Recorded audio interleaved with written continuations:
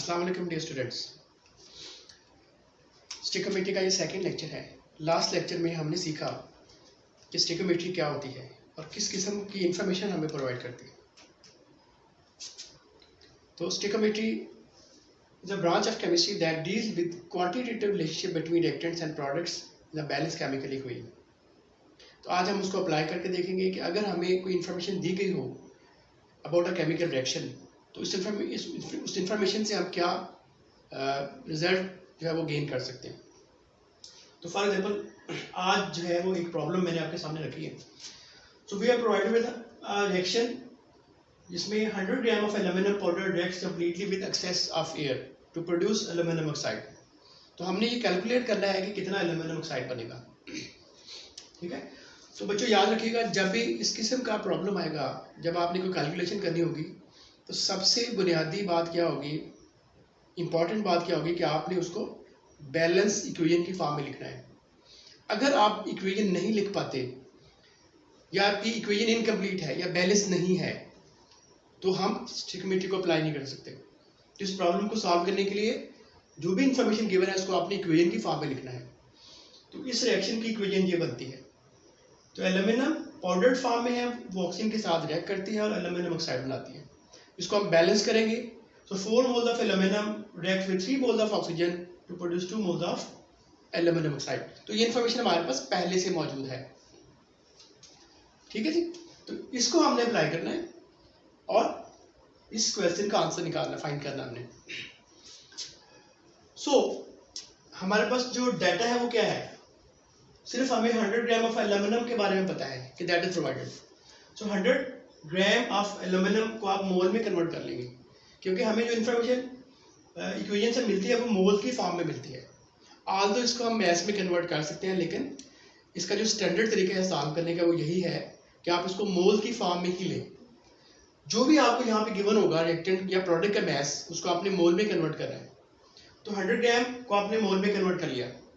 So given number of mole of aluminium, तो given mess 100 ग्राम था और जो एटॉमिक मैस है, मोलर मैस है एल्यूमिनियम का, वो 27 ग्राम है।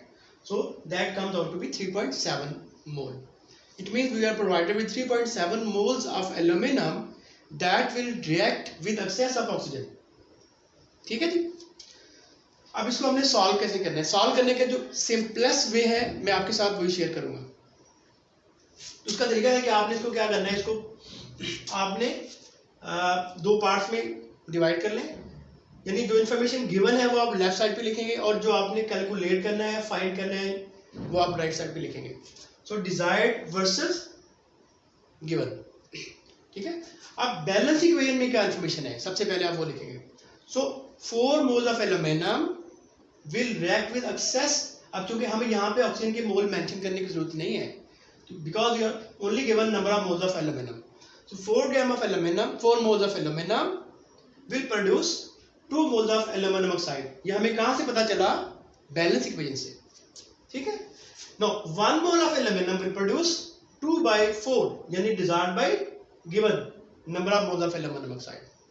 अब ये जो हमारे सामने एक फैक्टर आया है, ये बहुत इंपॉर्टेंट है। This factor is known as mole ratio और कन्वर्जन फैक्टर। किसी भी किस्म के कैलकुलेशन में ये फैक्टर बहुत इंपॉर्टेंट है। अब इस फैक्टर को हमने फाइंड तो कर लिया, लेकिन इसका मतलब क्या है, इसका मीनिंग क्या है। सो मोल रेशियो या कन्वर्जन फैक्टर से क्या मुराद है, देखिए यहाँ पे 2 क्या है, number of moles of desired substance जो हमने कैलकुलेट करने थे। सो कन्वर्जन फैक्टर क्या बना, number of moles of desired substance in balance equation, क्योंकि हमने ये इंफॉर्मेशन कहाँ से ली, बैलेंस इक्वेशन से। So number of moles of desired substance in balance equation divide bye ये 4 मोल्स कहां से आए, ये भी बैलेंस इक्वेशन से आए। So divide by number of moles of given substance in balance equation. ये जो फैक्टर है that is known as mole ratio और कन्वर्जन फैक्टर। सो क्या है इसका formula, number of moles of desired substance in balance chemical equation divide by number of moles of given substance in balance equation. अब हमें कितने mole provided थे, 3.7 mole. So 3.7 mole of aluminium will produce, तो actually formula क्या बना, conversion factor जो कि हमने यहाँ पे निकाला, मल्टीप्लाई करेंगे by the given number of moles that is 3.7 ये गिवन था। तो इसका मतलब है कैलकुलेशन के लिए हमने क्या करना है, कन्वर्जन फैक्टर फाइंड करना है और उसको गिवन नंबर ऑफ मोल्स से, चाहे वो रिएक्टेंट की हो या प्रोडक्ट की हो, उससे मल्टीप्लाई कर देना। सो conversion factor 2/4 into given number of moles of aluminum 3.70 that comes out to be 1.85 मोल। इसका मतलब है 100 ग्राम जो कि 3.7 मोल एल्यूमिनियम का था वो 1.85 मोल एल्यूमिनियम ऑक्साइड बनाएगा।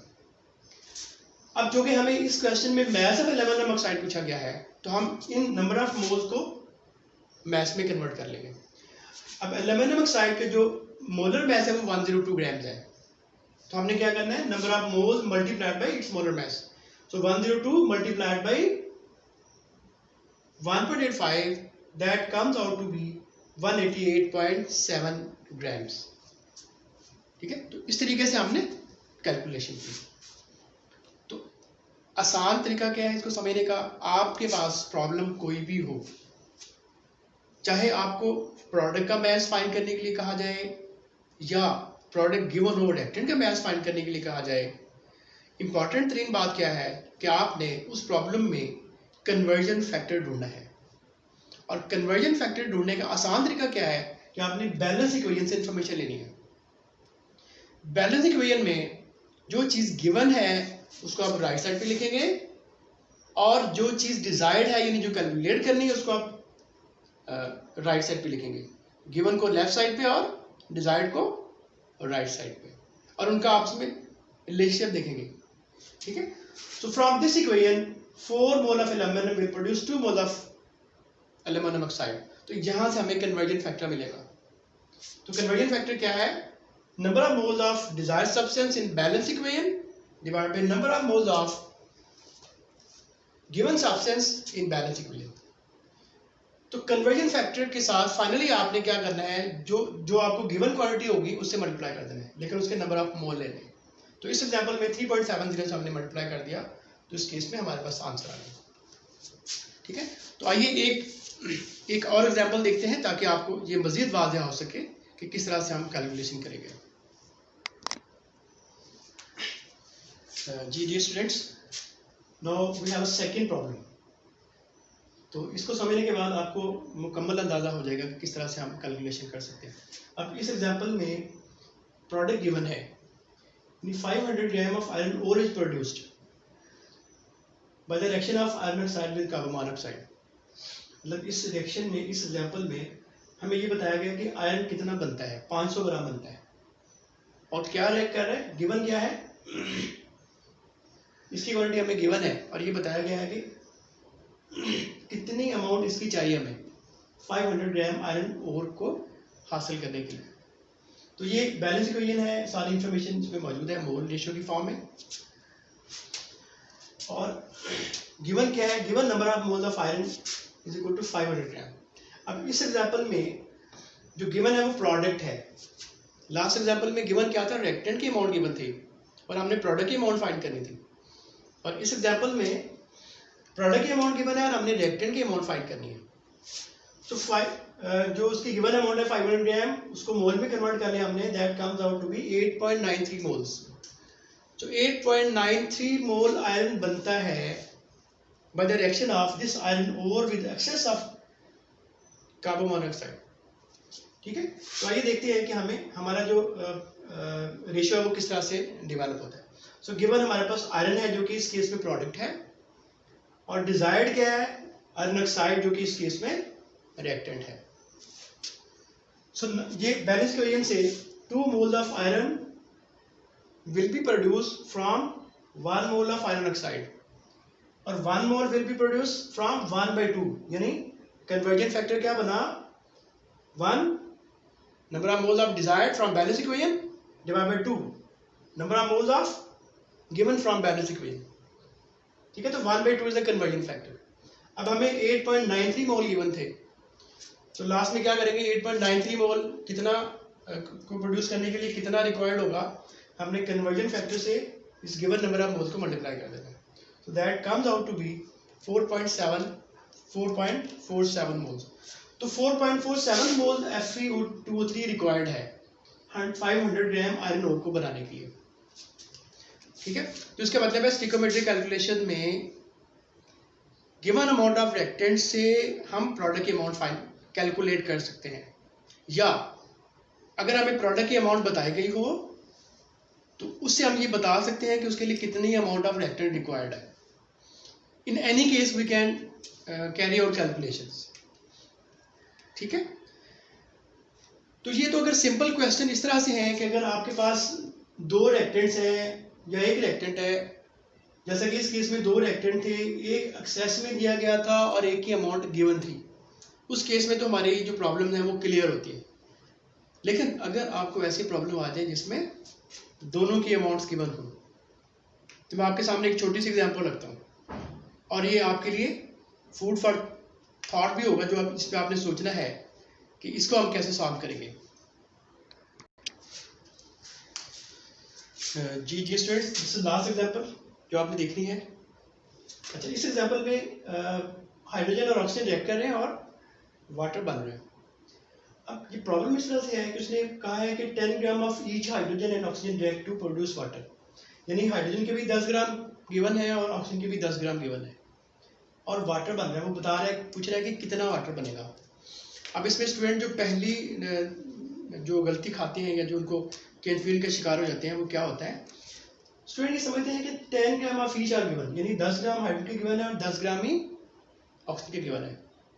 तो पहली गलती जो करते हैं वो क्या होती है कि वो समझते हैं कि 10 ग्राम हाइड्रोजन और 10 ग्राम ऑक्सीजन है, लेकिन दोनों की अमाउंट्स बराबर हैं, इसलिए इनको बराबर,